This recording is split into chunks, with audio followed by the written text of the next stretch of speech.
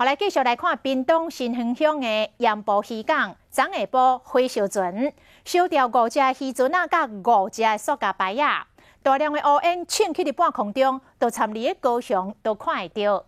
船顶的外籍渔工跳海来救生，海巡人员随后就甲人救起来了。啊，这个火是透明烧的，烧到中昼要咧翕烧。导火原因要等火种拍化了后，才会当进一步来调查。啊，即个火烧船的损失高达1亿，相当的惨重。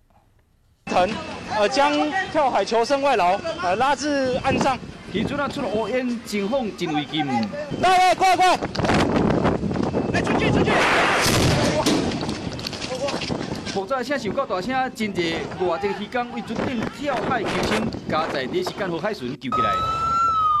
屏东县盐埔渔港伫昨下晡发生火烧船的事件。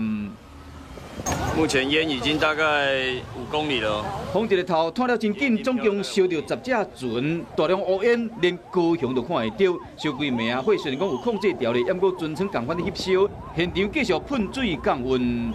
它在这边焚烧啊，应该是里面还有一些火源吧。从昨天晚上到现在都持续焚烧。他们现在消防队在继续洒水。